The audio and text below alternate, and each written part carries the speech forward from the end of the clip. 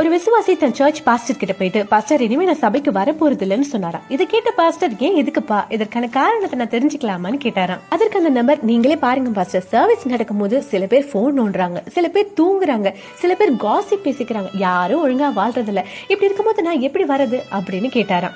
இதெல்லாம் பொறுமையா கேட்ட அந்த பாஸ்டர் அந்த விசுவாசி கிட்ட, தம்பி உங்க ஃபைனல் டிசிஷன் எடுக்கிறதுக்கு முன்னாடி நான் ஒன்னு கேக்குறேன், எனக்காக பண்றீங்களான்னு கேட்டாராம். அதற்கு அந்த விசுவாசி, சொல்லுங்க பாஸ்டர், பண்றேன்னு சொன்னாராம். உடனே பாஸ்டர், தம்பி நீங்க கிளாஸ் ஆஃப் வாட்டர் எடுத்துக்கிட்டு நம்ம சபையை 2 முறை சுத்திவாங்க, ஆனா அதுல இருந்து ஒரு சிங்கிள் டிராப் கூட சிந்தக்கூடாதுன்னு சொன்னாராம். அந்த விசுவாசியும் ஒரு டிராப் கூட சிந்தாம சபையை 2 முறை நான் சுத்தி வந்துட்டேன் பாருங்க பாஸ்டர் அப்படின்னு ரொம்ப சந்தோஷமா சொன்னாராம். உடனே பாஸ்டர், ஓகே, இப்ப நீங்க நடந்து போகும்போது சபைக்குள்ள யாராவது தூங்குறதையோ இல்ல காசிப் பேசுறதையோ இல்ல போன் பேசுறதையோ இல்ல தவற வாழ்றதையோ இப்படி ஏதாவது பாத்தீங்களா அப்படின்னு கேட்டாராம். அதற்கு அந்த விசுவாசி, இல்ல பாஸ்டர், என் போக்கஸ் எல்லாம் இந்த கிளாஸ் மேலயும் இதுல இருக்க தண்ணி கீழே சிந்தவே கூடாது அப்படின்றதுல மட்டும்தான் இருந்ததுன்னு சொன்னாராம்.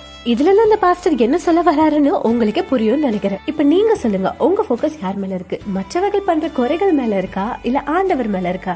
நோய்களை குணமாக்குற ஹாஸ்பிட்டல்ல தானே நோயாளிங்க இருப்பாங்க, அப்படித்தான் எதுவும். சோ சபை குறை சொல்லாம ஆண்டவர் மேல உங்க போக்கஸ் வைங்க. ஆமென்.